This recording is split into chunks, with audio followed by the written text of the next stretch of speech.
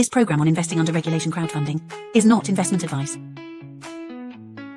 Rising with the crowd, power unbound, change makers lead where hope is found.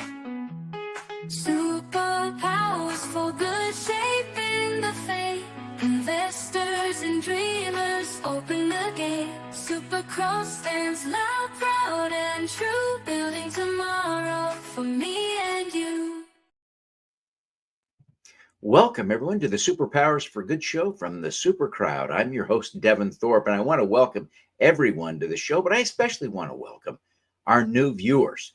You know, we're so excited to see that every month our audience grows substantially, and so that means there are new people watching every episode. I want to welcome you and encourage you to watch the entire episode and join us again in the future. Every episode, we feature a great change maker, often a change maker who's involved in raising capital from the crowd, allowing you to participate and even potentially profit from the great work that they're doing. So stick around. You don't want to miss this show. Today, I'm excited to introduce you to Dorian Dickinson, the CEO and founder of FundingHope.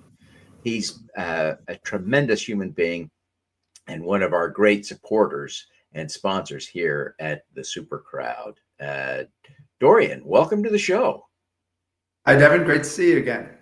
It's great to have you back. It's been a long time since you've been on the show, but this isn't your first go with us. We're thrilled to have you back. And, I think a lot of folks in our community are familiar with FundingHope. It's a great crowdfunding portal that is aligned with the 17 SDGs of the United Nations. And I really admire and appreciate that about you. But I wonder if you'd take just a minute and give us a quick overview for the benefit of the folks in our community who are new. Absolutely. FundingHope was started as an investment crowdfunding portal in the U.S. We're an SEC-registered FINRA member crowdfunding portal that was developed specifically to connect investors with small business owners and founders who are contributing to UN Sustainable Development Goal targets in disadvantaged and rural communities. These are the communities that are usually and historically been left behind by Wall Street and big banks. And we're here to step in to help democratize access to capital to the founders who need it the most. That is really inspiring work, and I appreciate you doing it. Thank you very much. Thank you for being here. Dorian, as you have been working on this inspiring work and effort now for a couple of years, it's exciting to see people actually raising money now on the portal. Give us a sense of some of the companies that are now raising capital on FundingHope. Yeah, it's been a long road in certain ways, and in other ways, it just seems like it was yesterday when we started. But in reality, it took us twice as long to get going, and probably cost us twice as much money as we expected to get going. But we're now out there helping issuers attract new investors. And currently, we have a company that is in the health and wellness space who have developed a very unique mobile app to keep people connected. The company is called hūmNET. And then we have another company that is creating eco villages to help people be able to stay in their homes longer, and that is called NEIGHBR. We have several more companies that are coming on board and will be raising funds in the next month or so. So we're very excited about the deal flow that we have from issuers, of more companies turning to us, turning away from the more traditional and more established crowdfunding portals, because they feel at home with us. They know they're getting the support. They know that they're going to be engaging with impact investors who are going to help them realize their vision and their dreams by raising funds. It really is great to see these companies. I've had the opportunity to record episodes with both of your FundingHope issuers, and they're great companies. I'm so excited to see them raising money. But the hūmNET technology is such an interesting interweaving of kind of um, I think of it as like a prayer circle, uh, and weaving that into technology in a way to connect human beings in a whole new way. How did you find the hūmNET team? They seem like such a great technology. It's great. They actually found us, which was wonderful, and we really align well with all of our issuers.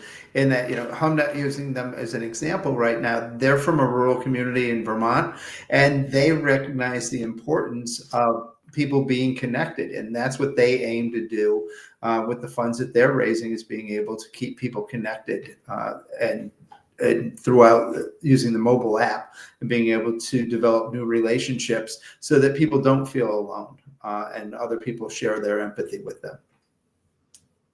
It is such a fascinating way to connect human beings. They kind of do this app where you play with it.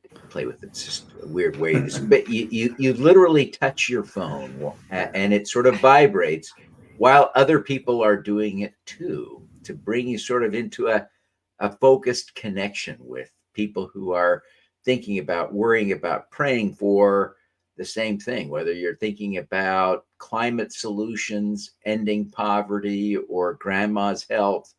Very cool. That's right. Just a very cool way to connect with people. And then you've also got NEIGHBR, which is really, I think, profound. I've had a lot of people on the show over the years that are working on environmentally friendly housing. And I've had a lot of people on the show who are talking about building affordable housing. Right. But NEIGHBR is the first company that is focused on doing affordable housing and eco-friendly housing in the same place with the same project.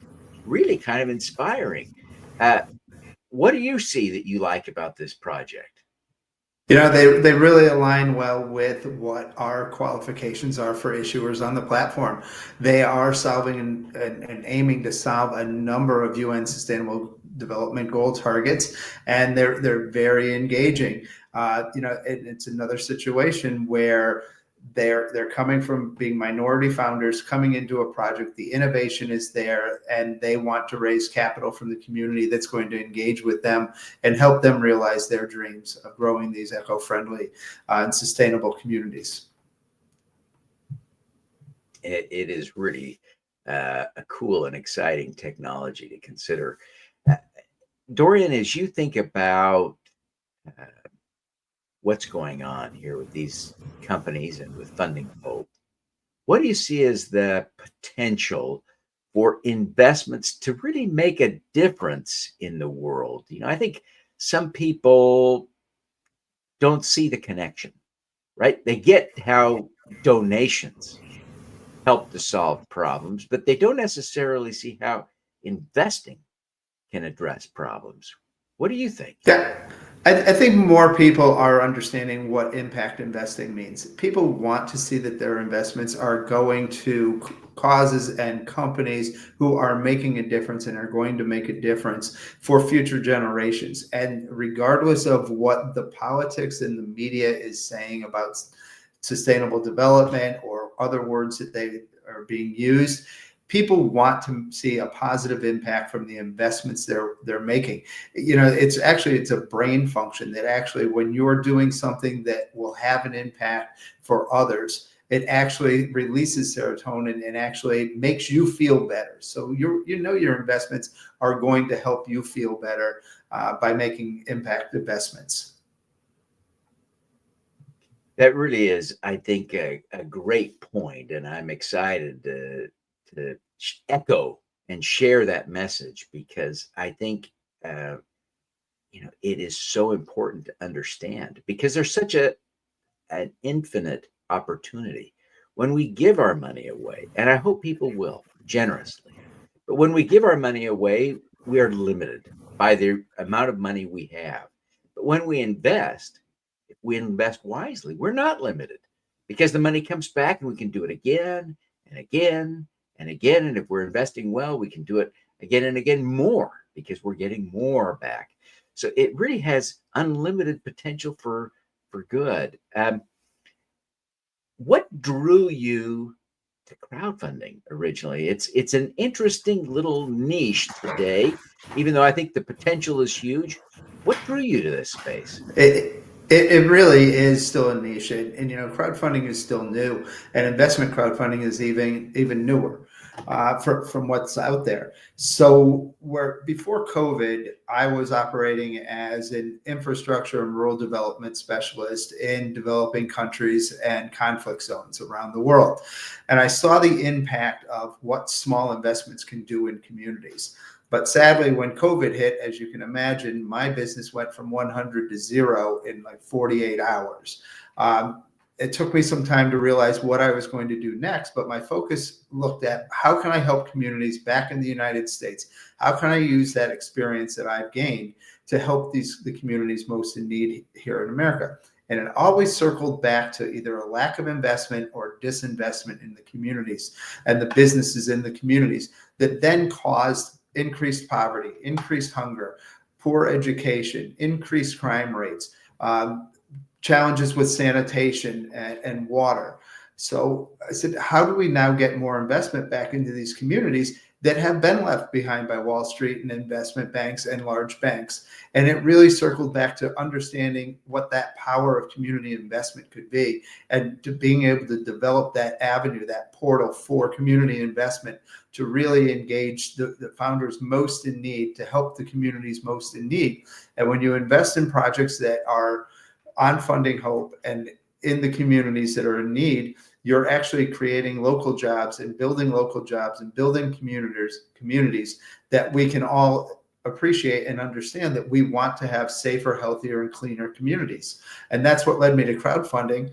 And I learned it from the ground up because it's a new industry, and being able to develop that platform and be able to speak loudly for these founders and help them attract investors. It's just great stuff. And what I love, one of the things that I love about you and FundingHope is that you share my passion for impact investing, right? And for making a difference in this way. And it is so profound. I'm so excited. Well, thank you. We look at you as the leader as well. So. We got to take a quick break here, Dorian. But folks, I'm here with Dorian Dickinson. He's the CEO and founder of FundingHope, an SEC-registered FINRA member portal that helps companies raise capital from the crowd. We're going to take a quick break, but when we come back, we're going to talk to Dorian about his superpower. So stick around. You don't want to miss Download this. a free copy of How to Make Money with Impact Crowdfunding. The book Sarah Hanks describes as a fantastic overview, not just of crowdfunding investing, but of investing in general. Andrew Savickas raved, "This book offers unparalleled insights for anyone looking to make a difference." Scan the QR code to get your copy. Ready to take your small business to the next level? Honeycomb Credit empowers diverse entrepreneurs by connecting you with community-driven funding. Build customer relationships, amplify your brand, and grow with those who believe in you. Honeycomb Credit, where your community invests in you. Scan the QR code to start today. Join the Impact Crowdfunding movement. Get Superpowers for Good, your free daily newsletter with exclusive video replays, a podcast, and the latest investment opportunities open to everyone. Join the super crowd. Scan now so you can learn to make money while you make a difference. Welcome back, everyone. We're here with Dorian Dickinson, the CEO of FundingHope, and we've had such a, I think, profoundly important discussion about impact investing via crowdfunding. I like to call that impact crowdfunding. But we're going to shift gears now to talk to Dorian, really one of the most accomplished people I know, about his superpower. So stick around. You don't want to miss this. Dorian, my admiration for you is really unlimited. I just am so grateful for our association and love your passion for solving problems, big problems. And I admire the things that you have accomplished, the career you've built, the success you've had. and the focus on solving these big problems. What is your superpower? Yeah, that's a really hard thing, I think, for any individual to answer. And my focus really is on solving those big challenges by starting small and moving forward. I think my superpower, to define it, would be true empathy, where I actually put myself in someone else's shoes, really understand what they're going through, of what the struggles are, how they feel when they're with their family, how they embrace and work through failures, and really be able to understand that, to help them get through those failures, to realize that you're going to learn from the failures and be able to advance your mission by moving forward. So true empathy toward others would be what I consider my true superpower. That is a profoundly important, fundamental superpower, and I commend you for developing that. At some level, I imagine that feels like a gift. At some level, I imagine you've honed that. Can you think of a time or an experience that you could share with us that would illustrate how you have employed empathy? You know, I came from a family that was middle class or lower middle class, and we really didn't grow up with much. So by being able to put myself in others' shoes, to see what others have accomplished and what they're accomplishing, is something I continually work on a daily basis. When I'm engaging with a founder who is coming from a disadvantaged community, of being able to relate to them and be able to understand their position of not having that friends and family network, and being able to encourage them to look outside and think outside the box, to be able to grow their network, to be able to engage with others, to help improve themselves, but also to be able to help them improve their communities. And then when you have those feelings, when you've improved your community, you're going to feel better about yourself. And I think that those are the situations that really stay with me as I move through my career. Yeah, that's a great example. I appreciate you sharing that. Now, Dorian, I think all of us want to improve our empathy.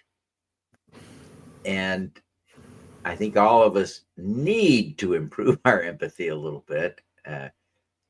Of course, the irony is sometimes we fail to want to have empathy for some people and miss the opportunities. But really, at the deepest level, right, having empathy involves your ability to feel the other person in the deepest, sort of opposition to you, to be able to find that connection. What kinds of tips could you give us for being able to genuinely feel and develop greater empathy for others? But I totally agree with you that everyone needs to develop their empathy skills, including myself, and probably even you. I'm sure you feel that way, although I think you're a very highly empathetic person as well. I think people really need to focus on that other person. You have to take away yourself to be able to show true empathy towards others. You need to put yourself in their shoes and really feel and relate to what they're going through, for them to understand it. And whether that be somebody, a business owner that is struggling, who might not make payroll the next day, you need to understand what they go through when they might not make payroll, when their supplies are down, when they can't fulfill their orders that are coming in the door, of what they're going through, and really feel it in your heart of what's happening to them, so that you can then help them find a way out.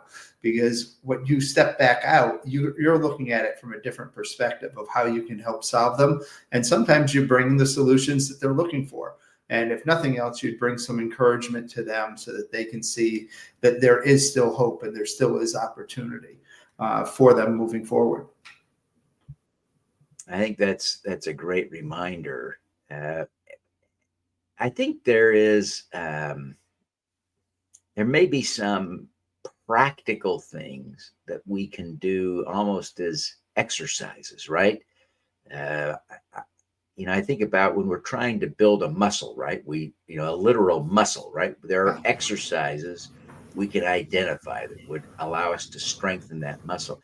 If we think about empathy as a muscle, is there an exercise or two that you could think of that would expand our empathy a little bit?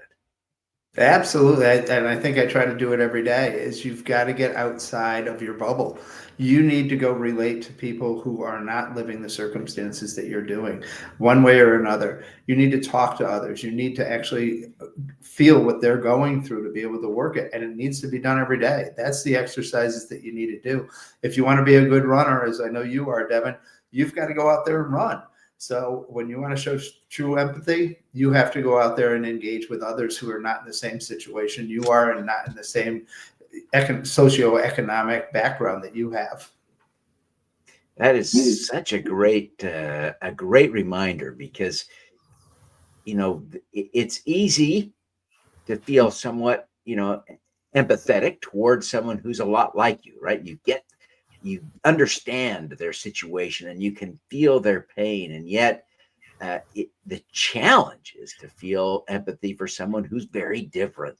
So, interacting with them and exposing yourself to them in healthy, constructive ways.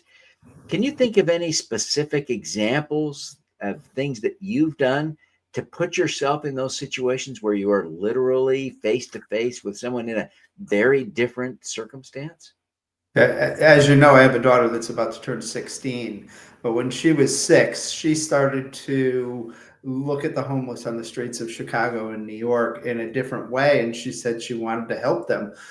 So one of the ways that we've done that is we've actually worked with her now. She has actually formed a not-for-profit organization that helps others, people who are faced with homelessness and food insecurity. That we've continued that over a number of years now to be able to go with that and go with her to be able to help these people and be able to engage and work with them as to what they're going through. They're not any less innovative or they're not any less smart than we are. These are people that are going through a challenge. And the more that we can help them through that challenge and show them that there are ways that they can improve themselves, it improves them and really shows us to be grateful for the things that we do have and not to dwell on the challenges that we're faced with, that somebody's always going through a more difficult challenge than what others are. And then in my professional career, having worked in conflict zones in developing countries, having been to Afghanistan a number of times, having worked in the West Bank and been there over 25 times, and you see what people go through there and see how little that they have, it really makes you feel grateful for the things that you have and makes your problems seem a whole lot smaller than what others are going through. I think those are great examples, fantastic examples of how you have in your life then interacted with people in a way that allows you to see and better understand, connect, and then feel what they are feeling. And I think that is you're a great example for us in wanting to develop our own empathy. And I think, the work that your daughter is doing with the people who are in difficult circumstances is really inspiring. And I am grateful that you have helped her to do that. And we could all do a little better, I'm sure. And I think she's helped us understand it and keep us related with it. That's good. That's good. That's great. Well, Dorian, as we wrap up, let me invite you to take a minute here and tell people how they can, find FundingHope, how they can learn more about FundingHope, how they can connect with you. You're a big deal. They're going to want to reach out and connect. Give them some guidance on, finding the site, investing in a deal, et cetera, et cetera. Absolutely. So FundingHope, as we've said, it is an SEC registered FINRA member investment crowdfunding portal.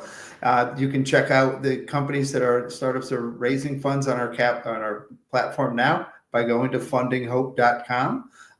You can connect with me directly on LinkedIn. Luckily, I have a name that's very unique and I'm very easy to find. And I'd love to engage with you, whether you are a potential investor on the platform or whether you're an issuer company who is looking to raise capital and fits our qualifications.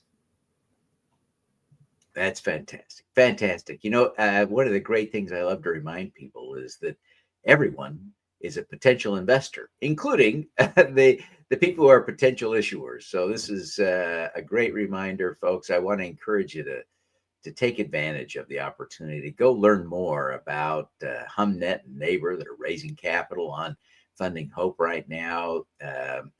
These are accessible investments that virtually all of us can afford to participate in. And I want to encourage you to check it out and learn more.